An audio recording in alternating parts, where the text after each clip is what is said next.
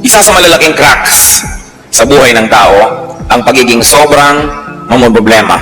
To become warriors. Kung inyo pong susuriin ang inyong sarili at pipili lang kayo sa dalawa, and you're going to identify yourself, are you a warrior or not a warrior? Isang magandang katanungan. Ano po ang ating classification? Kayo ba ay mapag-alala o hindi? Kayo ba ay mahilig mong problema o hindi? Worry robs people of happiness. Worry robs people of peace, even of the essence of life, even though at times, and many times, in fact all the time, worrying doesn't really solve anything. What is the difference between being responsible and being worrisome na maging mapag-alala? Ito po ang pamagat ng ating pag-aaral ngayon, the root and fruits of worry. Kung ano mga pinag-uugatan at nagiging bunga ng sobrang pamamroblema at pag-aalala. Salamat po Panginoon sapagkat maaari kaming lumapit sa inyo. Salamat po na hanggang sa kalit-liit ang sulok ng aming buhay kayo interesado. At meron po kayong nakalaang pagpapala sa bawat bahagi, bawat panahon ng aming inilalagi dito sa mundo. Sa aming pagtitipon ngayon, Panginoon, iwawaksin namin ang lahat ng uri ng gawa ng kasamaan. We reject, rebuke, and drive away in the name of Jesus any presence and any work of evil in our midst. We place ourselves under your custody, under your protection, under your loving care, O God.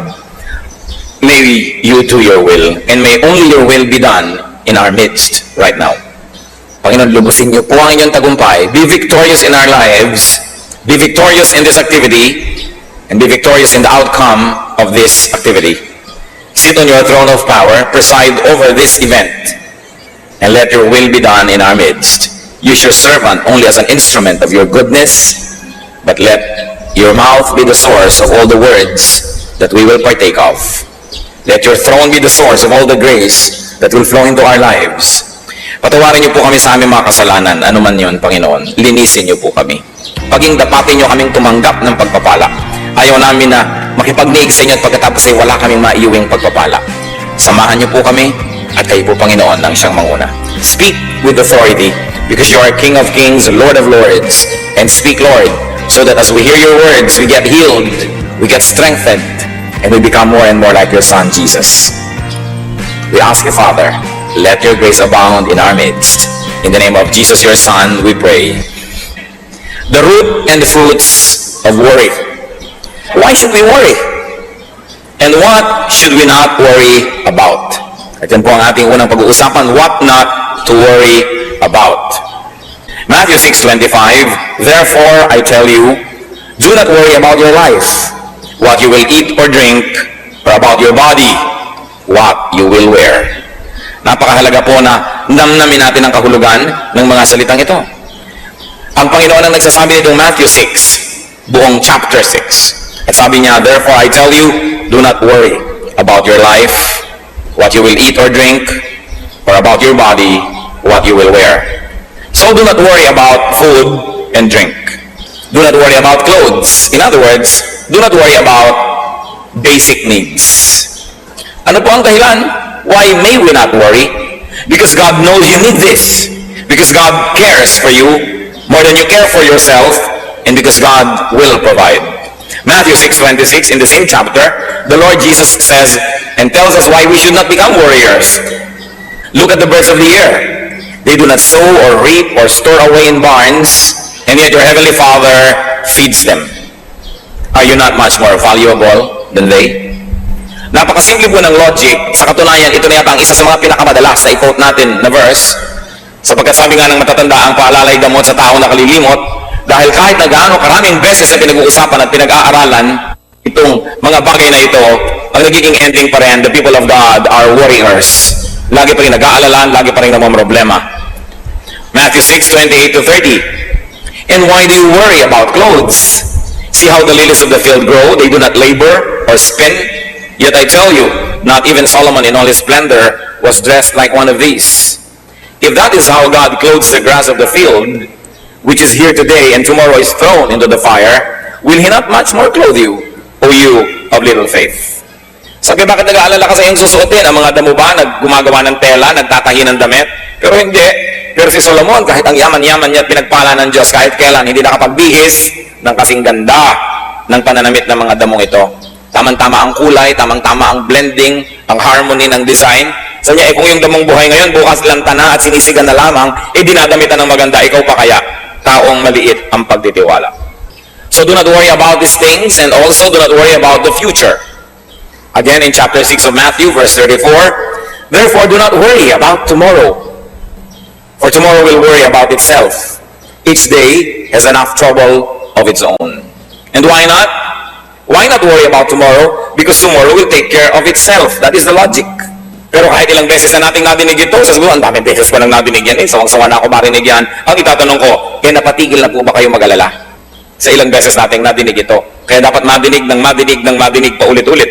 Sabi, huwag mong alalahanin yung bukas. Yung bukas, poproblemahin niya ang kanyang sarili. In other words, the Lord is saying, I'm here today, don't worry about tomorrow, because when tomorrow comes, I'll be there as well. Because I'm the Lord of yesterday, today, and tomorrow. Marami po sa atin ay hindi tayo nag-enjoy sa buhay kasi yung ibinibigay na grasya ng Diyos para ngayon, pinaghahati natin. Kalahati para ngayon at kalahati para bukas na inaalala na natin ngayon pa lang. Samantalang yung bukas, pagdating niya, may kasama siyang sariling grasya para sa Kanya. May sarili siyang pagpapala na kasabay niyang darating. Pero dahil yung pagpapala ngayon na dapat sanay ngayon at kasya para sa ngayon ay pinaghahati natin dahil nag-aalala na agad tayo bukas. At pagdating naman ng bukas yung darating na grasya, hahatiin mo na naman para sa makalawa, kahit kailan hindi na tayo titigil mag-alala.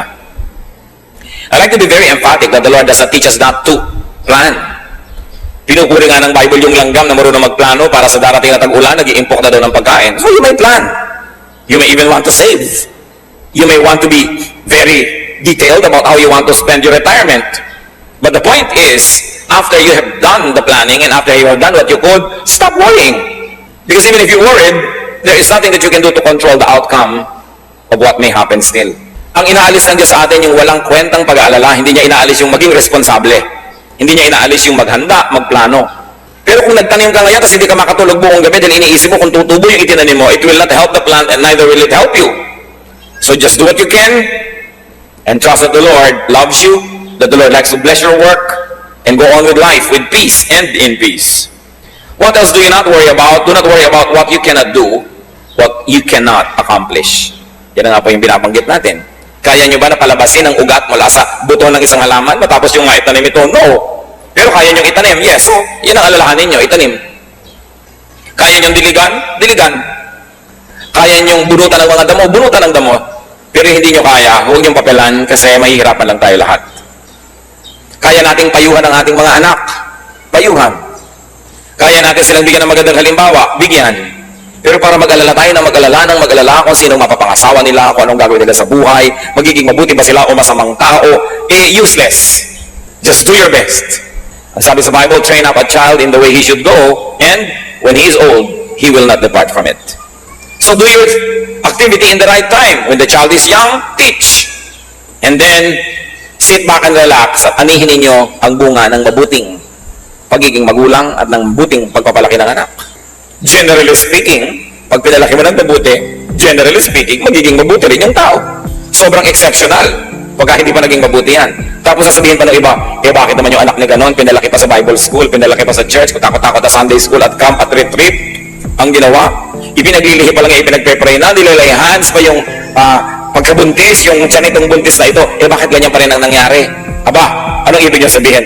Walang napala tayo sa ating pananalangin? Walang naging bunga ang pagtuturo ng Sunday school? Walang naging bunga ang pagpapalaki sa church? Meron! Pero sasabihin niyo, bakit nagkaganon pa rin? Yun nga kung hindi yan pinalaki sa church, hindi yan tinuruan, hindi yan ipinanalangin, baka nadaig na niyan si Satanas. Kaya yung may nagawa pa rin mali, huwag po sasabihin na baliwala ang lahat ng pagpapalaki. Dahil sa pinalaki mo pa rin ang tama at ang magagawa mo na control pa, nagkaroon pa ng hangganan dahil maring lampas pa dyan ang pupuntahan niyan dapat. Wala pong mabuting gawa na nasasayang. Walang mabuting pagtuturo sa mong nasayang. Sasabihin po diba, sayang lang ang pagba-Bible study mo, ganyan lang pala ugali mo, tumigil ka ng pagba-Bible study. Sabi siguro, kung hindi ako nagba-Bible study, inilibing na kita ng buhay. Kaya pasalamat ka, nagba-Bible study ako, iniirapan lang kita. Siyempre kasi merong ini-expect ang tao pag malapit ka sa Diyos. Pero kahit kailan mga kapatid, huwag kayong matutuksong isipin na ang gawang kabutihan, ang pagsunod sa Diyos, ay walang bunga. Nakakita lang kayo ng pangit, yung pala dapat mas higit pang pangit yon kung hindi lang na-control ng naitanim nyo ng mabuti. Good is always rewarded. So just do your best. Nagnenegosyo kayo, just do your best. Maging honest kayo sa inyong dealings. Serve your clients well. Give good service. Give good products. Huwag kayong mag-alala sa competition. Yung iba ang kanilang ginagawa ng paraan, paano papatayin yung competition, paano gagawa ng mali, paano gagawa ng foul. Ang gawin nyo lang, just be good. Because your goodness will be your own attractiveness. Hindi nyo kailangan sirain ang inyong kapwa para kayo maging matagumpay. Ang kailangan nyo lang maging mabuti. Don't worry. Luke 12:25-26, who of you, by worrying, can add a single hour to his life? Since we cannot do this very little thing, why do you worry about the rest? Tama nga naman. Sa pag-aalala nyo ba at pagiging mahilig mang problema, sabi ng Biblia, kaya nyong dagdagan isang oras man lang ang inyong buhay? Hindi. Yung pala, yung kaprasong isang oras, hindi mo maidadagdag sa buhay mo. Ba't yung iba inaalala mo palalo? Ang dami-daming pinoproblema. Pastor, meron pong nababalita na meron daw planetang babangga sa Earth. O ano ngayon ang gagawin ko? Lilipad ako sa hangin at hakarangin ko ang planeta? Kung may nabalitaan kayong ganyan at hindi ipanalangin nyo at pagkapanalangin, tama na dahil ano magagawa natin kung may pagkalaki-laking kometang babangga sa Earth?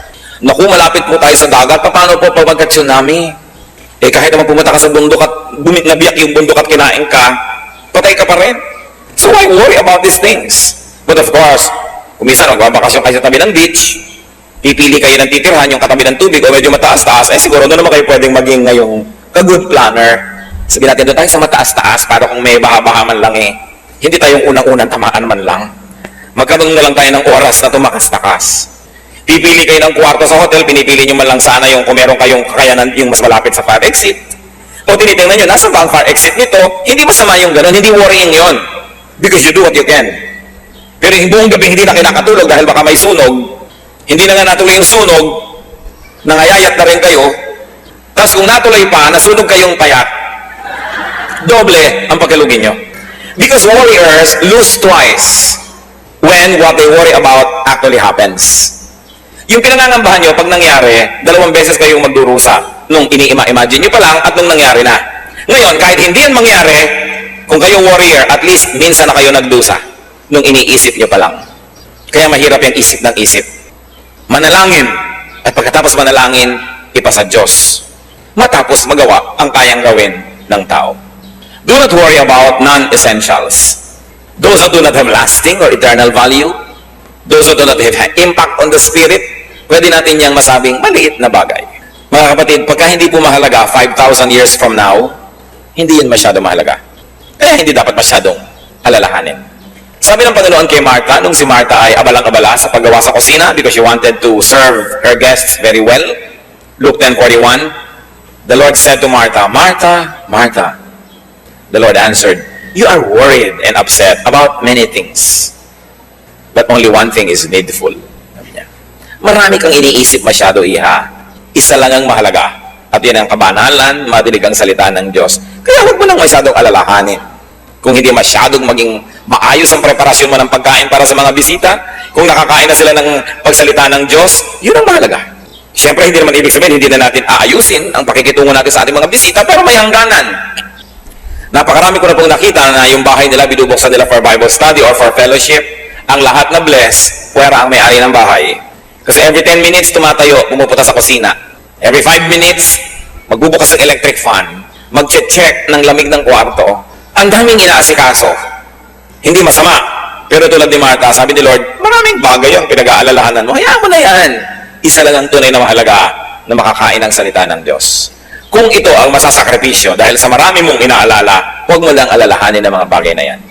Kung minsan pupunta ka sa church pero inaalala mo ito, inaalala mo yun, ay hindi yata maganda yung damit ko, hindi yata ito ang gusto kong isuot. Yun ang sinasabing, many things are not needful. What is important is to grow in the Lord. What worry brings about? Ano ang bunga? Pinag-usapan po natin yung puno, yung ugat ng pag-aalala. Ano ang bunga nito? Ano ang naidudulot ng pag-aalala? Matthew 13:22, the one who received the seed that fell among the thorns is the man who hears the word, but the worries of this life and the deceitfulness of wealth choke it, making it unfruitful. Ilang daang libong beses na rin nating nadinig ang verse na ito. Ang pinag-uusapan dito, yung iba't ibang uri ng lupa na nahulugan, nataniman ng buto, ng seed. At dahil iba't iba ang napaghulugan ito at napagtaniman, iba't iba ang nangyari doon sa seed. May tumubo, namatay agad, may tumubo ng konti, at maya-maya, tsaka pa lang siya namatay. Meron namang tumubo nga, hindi naman makalaki-laki, at meron namang namunga ng maganda. Sabi, depende sa pinagtaniman. At itong pinag-uusapan natin dito na buto, yung salita daw ng Diyos, napatanim sa puso ng isang tao. Maaaring ang pagiging banal, ang pamumuhay ng makadiyos, napatanim sa puso niya, gusto niyang gawin. O ang paglilingkod sa Diyos, ang ministry, napatanim sa puso niya, gusto niyang gawin, ginagawa niya. Pero, nagtubuan yung mga kutakot-takot na mga dawag at mga damo at mga tinik, mga siit. Natalo yung halaman. Buhay nga, pero hindi naman namumunga. So ikaw, nagpasya ka na maging makadiyos, tapos naging maalalahanin ka naman, teka, kung magiging makadiyos lang ako, hindi ako gagawa ng ibang paraan, paano ako yayaman? Sabi, the deceitfulness of wealth, choke it. Paano ko yayaman? Paano ko ma-afford ang mahal na mga school para sa aking mga anak? Paano ko sila maibabakasyon sa Palawan, sa Bohol, sa Baguio? Paano ko ibibili ko ang asawa ng mga hikaw na umiilaw-ilaw na parang traffic light?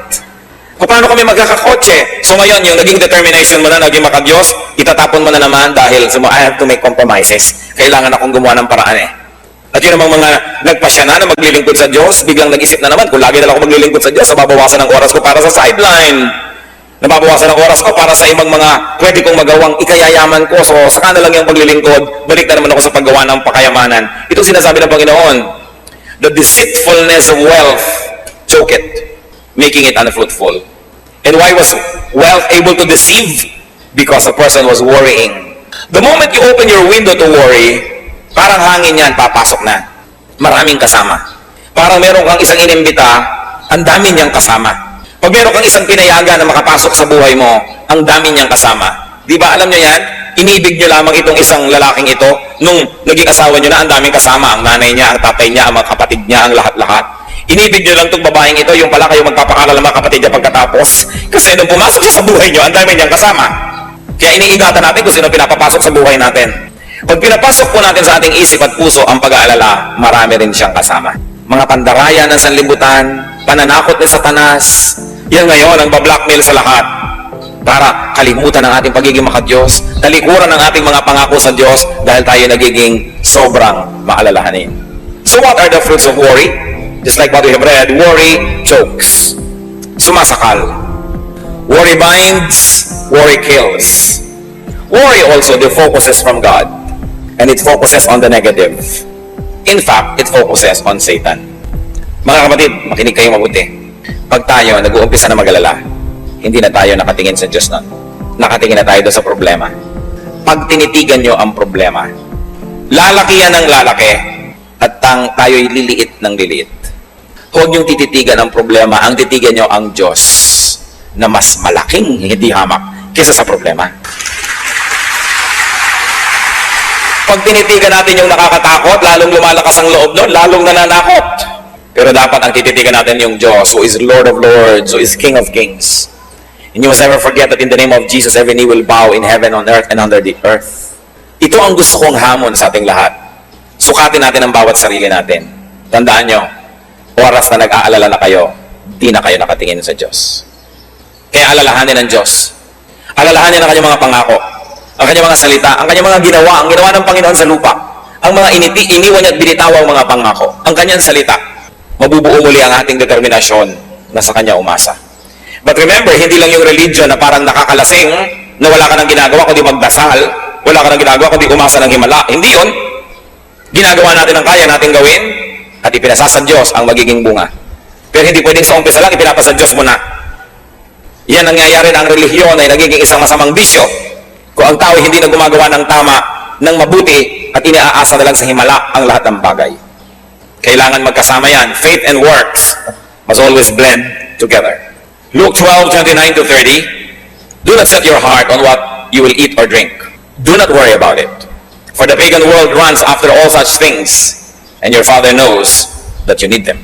Sabi niya, alam niyo kung sino lang dapat nag-aalala kung may kakainin pa sila, kung mabubuhay pa sila, dapat yun lang mga taong walang Diyos. Sapagkat yung mga taong walang Diyos, walang aasahan, walang pinanghahawakan, sa kanila lang bagay ang pag-aalala. Pero sa mayroong Diyos, hindi bagay yan. Sa Diyos na nagsasabing, 6 days you shall labor and do all your work, and on the 7th you will rest. In the same manner, the Lord is saying, do what you can, work hard. But after working hard, you rest. Because what you plant, you will harvest. Kung anong itinanim mo, aanihin mo rin. Sabi, hindi bagay sa inyo na mayroong mga Kristo sa puso ang pag-aalala. What else does worry bring about? Worry drains energy. Naranasan niyo na ba na managinip na hinahabol kayo ng kung ano man o sino man? At nung nagising kayo, kahit sa totoo lang, nakahiga lang naman kayo, kayo'y pagod na pagod. Naranasan niyo na bang nanaginip kayong kayo ay nalulunod? At nung nagising kayo, talaga nung habol-habol yung inyong hininga. Naranasan niyo na bang managinip na merong nakatatakot na bagay at nung nagising kayo talagang takot na takot kayo? Panaginip lang yon, hindi yon totoo. Ganon din ang pag-alala. Kahit hindi totoo ang ini-imagine ninyo, para na rin totoo ang effect sa inyong katawan. Parang selos. Naranasan niyo na ba magselos? Naaalala niyo si Mr. o si Mrs. o maaalala mo si boyfriend o si girlfriend na may ibang kasama? At dahil makulay ang iyong imahinasyon, pati ang kanilang iniinom na buko, alam na alam mo ang korte, pati yung kortina sa kanilang likuran ay alam na alam mo, at parang kanilang ginagawang pagsusuyuan ay alam na alam mo ang detalye, at tapos nagiinit na ang iyong tenga, at tumitirik na ang iyong buhok, at lumalabas ang iyong mga pangil at mga kaliskis, at galit na galit ka na, at tumatahip ang dibdib mo, pero ang totoo lang nasa isip mo pa lang yon. Yan ang power ng imagination. Kaya dapat yung pag-imagine natin, mga kapatid, ginagamit natin doon sa positive. Yung iniisip mo kung paano ka bubuti sa buhay, anong magagawa mong mabuti sa lipunan, yung kabanal ang magagawa mo, iniisip mo pa lamang nag-uumpisa na mangyari. Pero yung negative, iniisip mo pa lang, umaani na ang katawan mo ng napakaraming lason. Kaya ang lagi sinasabi ni Lord yung, do not commit the sins of the mind, the sin of imagination. Because even if it doesn't become physically real, the effects will already be toxic to you. Apektado ka na agad yan. So, it drains energy. Nakakawala ng lakas ang pag-aalala. Proverbs 12:25, an anxious heart weighs a man down. Yung pusong maraming dala, mabigat na mga dalahin, nakikita mo sa mukha, nakikita mo sa katawan ng tao. Kasi kahit po hindi totoo yung mangyari, pag sa mind mo nangyari na, nagkakaroon na ng chemical changes in your blood, nagkakaroon na ng changes sa ating katawan, and it becomes difficult for our body to bear it. That's why Satan wants you to worry. Because Satan is a thief. He comes only to steal, kill, destroy. That's why he wants you to worry. He gives you all reasons to worry. And then he sends people to you to whisper things into your ears to make you worry. Nararanasan nyo ba na tahimik ang inyong buhay? Ang saya-saya nyo, may darating na tao, ang dadarin lang niya, nakakapag-alala, pero wala naman siyang dalang solusyon. Avoid such people. Worry destroys faith in God. As we have said, you begin to focus on the problem, not on the solution. You begin to focus on the negative, not on the positive, not on the power of God. So it destroys confidence in God. And without faith, it is impossible to please God. And if God is not pleased, His blessings will be withheld. That's why Satan wants you to worry, because when you worry, you lose faith. When you lose faith, you lose your connection to God. And then he begins to corner you. And he begins to play with your life. That's why Satan wants you to worry. Worry gives the devil space. Kaya sabi sa Ephesians 4:27, do not give the devil a foothold. Huwag mong bibigyan si Satanas ng kahit konting espasyo. Dahil makakagawa siya ng paraan na pag nakapasok na siya sa iyong puso, palakihin ng espasyo na yun. And worry gives the devil a foothold. How not to worry then? Paano? Jeremiah 17:7-8. But blessed is the man who trusts in the Lord, whose confidence is in Him. He will be like a tree planted by the water that sends out its roots by the stream. It does not fear when heat comes. Its leaves are always green. It has no worries in a year of drought and never fails to bear fruit. What is the way to blessedness? Sinasabi dyan, trust in the Lord. Why do we worry? Because we trust in ourselves, and we know that we ourselves cannot be that powerful to contain and to solve our problems. Why do we worry? Because we trust in other people. Then, the complicating worry is, what if those people left us? What if they do not come on time? What if they fail us? Then you worry. We worry because we trust in things. We say, I am okay because I have a lot of money. We are okay because we have a good house. Because we have this, because we have that. So what is the complicating problem? Hindi ka natitigil magbantayan ng kayamanan mo, ng bahay mo, ng bagay mo, kasi doon ka na nakaasa. Nakaasa ang iyong prestige sa magandang kotse, kaya konting gasgas lang, pero problema mo na. Ang layo-layo sa bituka. Kikipag-away ka dahil nagasgasan yung kotse mo. Dahil ano ba yun? Inaasahan mo na yun ang magbibigay ng ningning sa iyong pangalan? Kasi kung sinasabi mo lang, ito ang magbibigay sa akin ng transportasyon so that I could travel from point A to point B, ano ba naman konting bangas dyan, konting ukad dyan, basta umaandar ka at safe ka. Pero dahil siguro marami kang ibang inaasahan na ibibigay sa inong ganda nun, kaya ka ngayon naman problema. May dumaan lang na konting tricycle, nakatingin ka, baka magasgas ang kotse mo.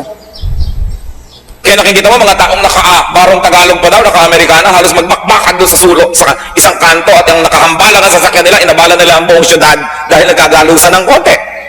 Hindi pa tinamaan ang katawan nun, kotse pa lang, nagpapataya na. Ano pa kung yung kamay niya ay nadurog? Marami kasi tayong ginagawang at minamanufacture na problema. Kanino po ba tayo nagtitiwala? Pag ipinagtiwala nyo na ang ligaya nyo sa buhay sa isang tao, kahit pa asawa nyo yon, anak nyo yon, magulang nyo yon, at siya na ang pinagtitiwalaan nyo, magbibigay sa inyo ng mga kailangan nyo at kaligayahan at lahat-lahat, ano nangyayari? You become possessive. Kaya yung taong walang iniibig, taryapa ang buhay. Subukan yung ma-in love at napakarami kayong magiging worry, nag-aalala kayo, nagseselos kayo, mapatingin lang sa iba, nag-aalala na kayo, kung ano-ano na, kaya kung ano-anong operasyon na ang ginagawa sa mukha dahil tingin ng tingin ng asawa sa iba. Isa mo, dito tumingin ka nga, bahala ka, basta nagagandahan sa akin ng Diyos, ginagawa ko ang best. At ang kaligayahan ko sa Diyos ko, iaasa ko, nandiyan ka, salamat sa Diyos, at kung wala ka, may Diyos pa ako. Pero oras na iniasa mo lahat sa tao, ano mangyayari? You will possess that person, and you will guard that person, and you will never be able to sleep. Meron pa po ng mga ginang na naglalagay ng mga panghuli ng daga nakapaligid sa kama nila dahil baka daw ang mga katulong nilang babae puntahan ng kanyang asawa sa gabi. Aba, hindi ako nagbibiro.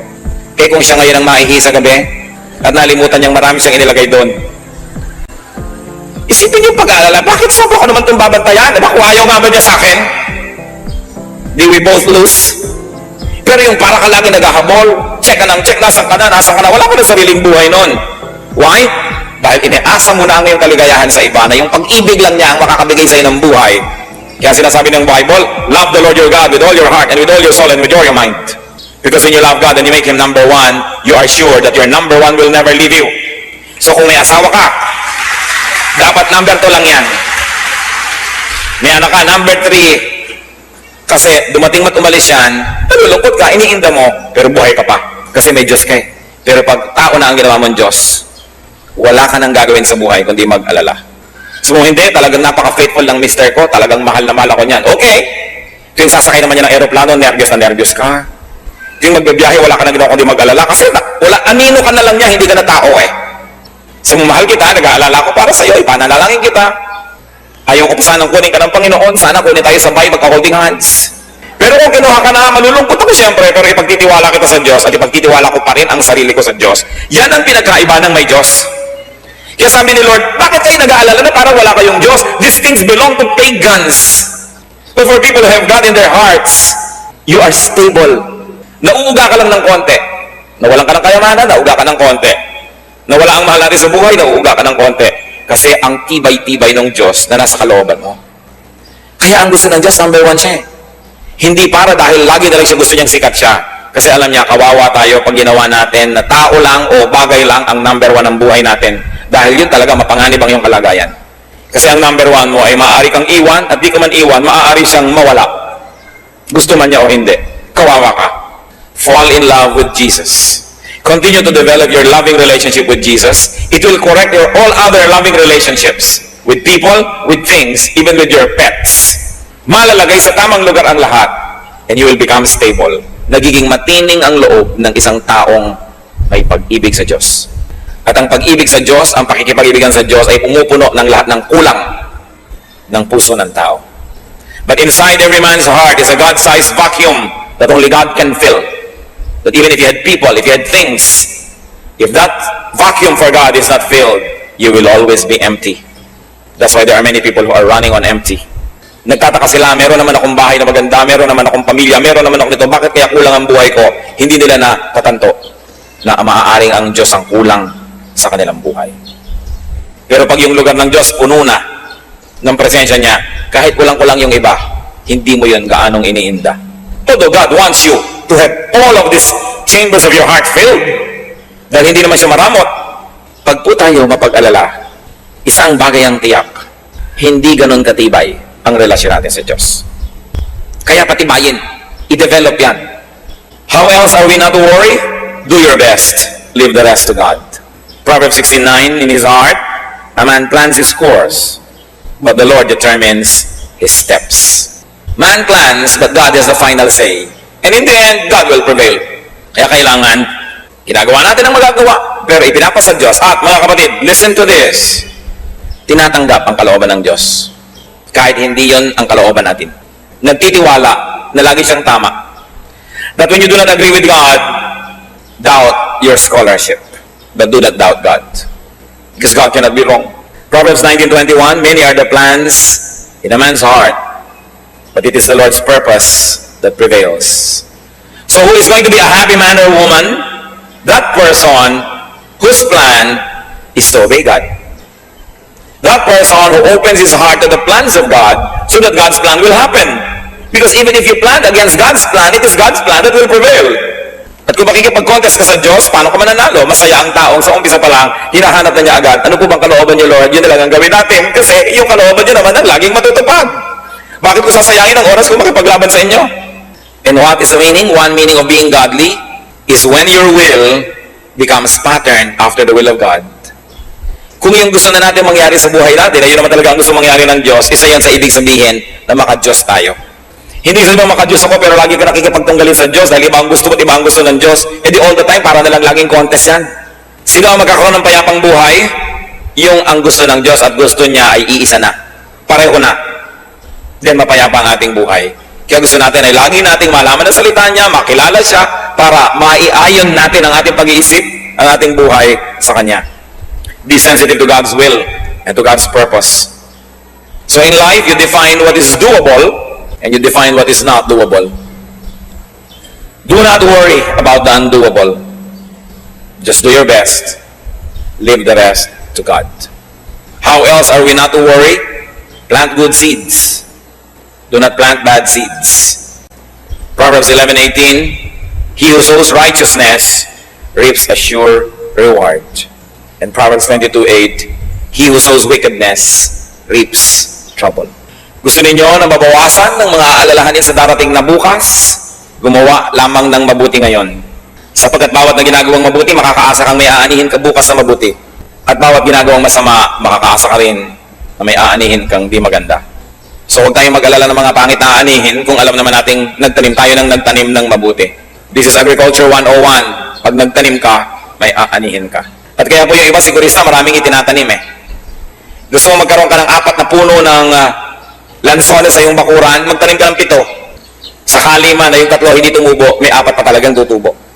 Kaya hindi masamang magtanim ng maraming magandang bagay.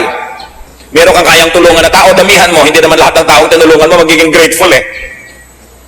Pero kung marami kang tinulungan, may chances ka na mas marami naman dyan ang tatanawan lang. Marami kang ginawang mabuti. Pero tandaan ninyo, ang ginagawa ng masama, lahat yan gaganti. Liba na lang na born again. Kaya panalangin nyo ma-born again lahat ang ginawa nyo na masama. Dahil kung hindi, walang inaantayan kundi pagkakataon na gantihan ka. Mga bata, manginapin mo ng maliliit, hindi lang yung kumikibo dahil maliit pa. Pero tatandaan nyo mga kapatid, sa bawat tiktak ng orasan, sa bawat pagsikat at paglubog ng araw, kayo'y papahina at sila'y papalakas. At sabi nila, balang araw, babangon ako at tuturugin kita. Kaya gumagawa ka ng masama sa bata, actually, it's very wicked because you do something bad to a helpless person. And 2, it is very unwise because you are planting negative things that you will harvest.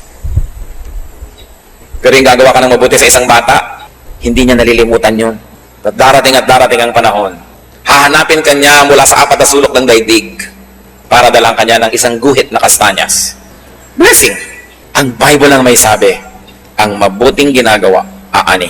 Be good. Be good. Proverbs 28 verse 1, the wicked man flees though no one pursues. Ang isang taong masama, tumatakbo kahit walang humahabol. Evil men run though no one chases them. Kaya yung mga marurumi ang isip, ganun yun. Maraming karumihan ang isip nila, kaya hindi sila payapa. At pagkatapos ina-assign nila sa iba yung iniisip nila. So what do we do? How not to worry, brothers and sisters? Avoid warriors. Huwag kayong sasali sa Warriors Club. Tapos founding chairman pa kayo. Don't join warriors. Avoid negative people. Avoid complainers. Deal with them only to minister to them, but do not be friendly with them. Huwag kayong mga kapalagayang loob nyo, yung mga lagi na lang natatakot na nag-aalala, kasi nakakahawa yan. Go to them to minister to them. Go to them to bring them the light of the gospel, but do not fellowship with them. Hihilahin nila kayo pababa. Proverbs 13:20, he who walks with the wise grows wise, but a companion of fools suffer harm. And worrying is foolishness. Fools worry a lot. Wise people do what they can and then trust God. So saan yung gano'n? Huwag kang mag-orkada sa mga ganyan. Remember God's goodness.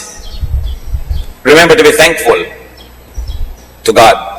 Remember God's track record and you will have nothing to worry about.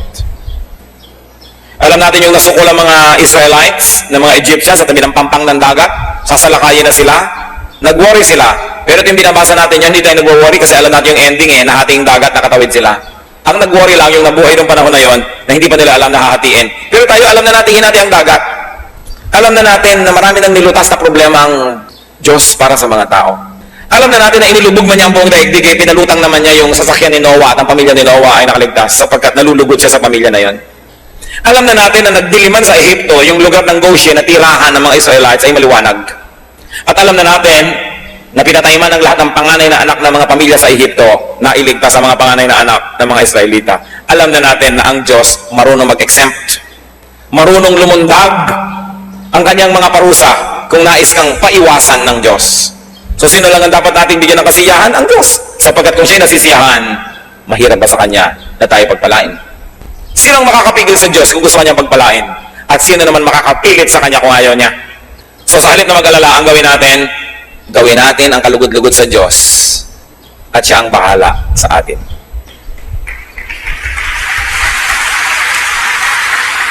Napakaganda ng word na bahala. Inaakala at iniisip ng marami na ito'y nagmumula sa salitang bathala. Kaya hindi ito yung sinasabi ng mga tao na bad traits of the Filipino, bahala na habit, as if it's kesera-sera. What will be. Kesera-sera ba yung bahala? Pag sinabi ng kuya mo, namatay ang mga magulang mo, sabi ng kuya mo sa'yo, akong bahala sa'yo. Ibig sabihin ba, no? Kesera-sera. So, I'll be responsible for you. Pag sinabi mo sa tiyo mo, tiyo, kayo na pong bahala sa amin. Ang ibig mo ba sabihin, no? Kesera-sera, kahit anong what will be. Sabi mo, kayo na pong mag-alaga sa amin. Pag sinasabi mo sa katulong niya sa bahay, Bining, aalis ako, pagka may sunog, bahala ka. Ang ibig sabihin mo, tatakbo na lang siya. Hindi, inaasahan niyo, dala niya ang aparador. Inaasahan niyo, pag bumaha, lulutasin niya yung problema. Pag sinabi mo, bahala ka, ibig sabihin, I'm giving you responsibility. I'm giving you supreme commandership and leadership. Yun ang kagandahan nun. Kaya, kung bahala ang Diyos sa atin, siya ang bakhala. Maibigin, matulungin, mapagmahal. So, anong dapat natin gawin sa buhay? Bigyan natin ng kasiyahan ng Diyos. At pag nasisiyahan ng Diyos, siya talaga ang bahala. Pero kahit anong pagpupunyagi ang gawin natin at pagsisikap, kung iniinis naman natin ng Diyos, ino-offend natin siya, masasayang lahat ang ating pagsisikap. Huwag tayong malilibang kahit kailan. Pleasing God is a primary duty of our life. Not to please yourself at the expense of your relationship with God, because that will work on the reverse. Psalm 31:19. How great is your goodness, which you have stored up for those who fear you, which you bestow in the sight of men on those who take refuge in you. Worry is like a tree. It has roots. Uproot it and it will wither. Uproot the tree and you will not have to harvest and to eat poisonous fruits. Sino po sa atin ang mahilig mag-alala? Yumuko tayo sa Panginoon at makipagtuos. We have to be set free from the deceptions of darkness. Mga pag-alala lang, wala namang nangyayari, wala namang magandang bunga. Pinapalungkot lang tayo lalo, ginugulo tayo. Unang-una ipatawad mo, Panginoon, sa amin ang pagiging mapag-alala. Nangangahulugan itong kami tumitig sa iba't hindi sa inyo. Patawarin niyo po. Ang bawat isang ngayon ay kumikilala nito tumihingi ng tawad. Kahabagan mo po. Bigyan niyo ng linaw ang pag-iisip na makilala ang dapat kilalanin, maunawaan ang dapat maunawaan. Makita ang liwanag ng iyong salita, the logic of your promises, O God. May we connect the dots and may we see how to apply in practical terms all the lofty ideals of Scripture and all of these wonderful ideas that are in your book, the Bible. Lord, let your truth live in our hearts. Maging totoo sa aming pag-iisip, sa aming pagkilos at paggawa ang mga katotohanang pinag-aaralan namin sa tuwina. Set your people free, O God, from this needless spirit of worry. And if there's anybody here who's being a worrier, comes from the evil one, in the name of Jesus, we reject your work, Satan. In the name of Jesus, we set the people of God free from your needless torture. And we set ourselves free to receive the grace, the peace, the wisdom that comes from God. Pinuputol namin ang aming kaugnayan sa anumang masasamang espiritu. At kung pagiging maalalahanin ay nagmula sa mga minanang masasamang ugali sa mga kamag-anak, maaaring mga minana na relasyon sa mga masasamang espiritu, sa pangalan ng Panginoong Jesus, ngayon pinuputol namin ito. We wash ourselves with the blood of Jesus and declare ourselves your people, not pagans. Therefore, worry is not for us because we have you as our living God. O God, let your light shine upon these people. Let your face shine mightily and powerfully upon us. At nawa ang kaliwanagan mo ang magbigay sa amin ng kalayaan mula sa gawa ng kadiliman. At tuwing darating ang panahon na matutokso ang iyong mga anak na muling maging mapag-alala, Panginoon, ipaalala mo, kayo ang nangangasiwa, kayo ang Diyos, kayo'y nakaupo sa inyong trono at kayo'y Diyos ng mga Diyos at hari ng mga hari. Kayo ang solusyon, kayo ang sagot sa aming mga tanong at mga suliranin. Huwag kami kahit kailan magtiwala sa sarili lamang o sa kapwa-tao lamang o sa mga bagay lamang, kundi sa iyo kami lagi magtiwala. Palayain mo ang iyong mga anak, Panginoon, at nawa sa mga nalalabi pang araw na ipahihiram mo sa amin sa maiksing buhay na ito, malaman namin ang ibig sabihin ng tiwasay na pag-isip. Malaman namin ang ibig sabihin ng payapang buhay. Kahit lahat ng gusto namin ay wala dyan, kahit maraming sa tingin namin ay kulang, yung kapayapaan mo ang pumuno sa amin at yung pagtitiwala sa iyo ang magbigay sa amin, Panginoon, ng tibay ng loob. Palayain mo ang iyong mga anak, alang-alang sa dugo ni Kristo na ibinubo para sa iyong mga anak, Panginoon. Hugasan mo kami mula sa aming mga karumihan. Palakasin mo kami mula sa aming mga kahinaan. Hanguin mo kami, Panginoon, sa mga kinasadlakang mga suliranin at mga pag-aalala. At nawa, Panginoon, in whatever station in life, in whatever amount of blessedness you allow us to have, may we continue to focus on you and may we rely on you alone. We rebuke your work, darkness. We rebuke your work, Satan, in the name of Jesus Christ, our living God. We declare ourselves the people of God. Therefore, entitled to the promises of God. Mga kapatid, angkinin ninyo ang mga pangako ng Diyos. Huwag kayong padaya kahit kanino man, kahit kailanman. Mabuhay kayong may kapayapaan at ang ating unahin, ang ating pagiging makadiyos, ang pagtrabaho ng tama at ang pagpapala ng Diyos di magkukulang ayon sa kanyang mga pangako. Salamat po, Ama. Salamat sa pagpapalaya mo sa iyong mga anak ni kailanman sa buhay na ito. Huwag mo kaming payagang madaya muli ng pag-aalala. Turuan mo kami, Panginoon, sa iyo lang humawak, sa iyo lang sumunod, sapagkat kayo'y mapagmahal at kayo ay Diyos namin. Salamat sa iyong presensya. Salamat, Ama, sa pangalan ng iyong anak na si Jesus.